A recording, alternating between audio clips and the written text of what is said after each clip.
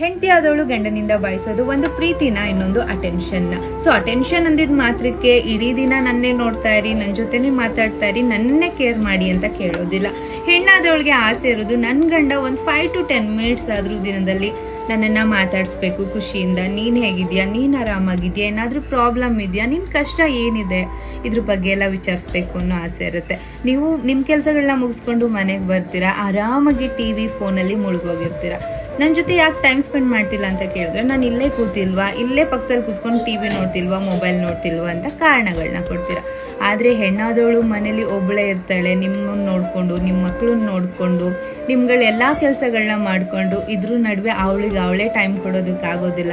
ಬೆಳಗ್ಗೆ ನಾಷ್ಟನ ಮಧ್ಯಾಹ್ನದ ಊಟನ ಸಂಜೆ ಹಿಂಗೆ ಮಾಡ್ಕೊಂಡಿರುವಾಗ ನನ್ನ ಗಂಡ ನನ್ನ ಬಗ್ಗೆ 1 ನಿಮಿಷನಾದರೂ ಕೂತ್ಕೊಂಡು ಕೇಳಿದ್ರೆ ಎಷ್ಟು ಚೆನ್ನಾಗಿರುತ್ತೆ ಅಲ್ವಾ ಅಂತ ಹೆಂಡತಿ ಆದವಳ ಮನಸ್ಸು ತುಂಬಾ ಕೊರಗ್ತಾ ಇರುತ್ತೆ. ಸೊ ನೀವು ನಿಮ್ಮ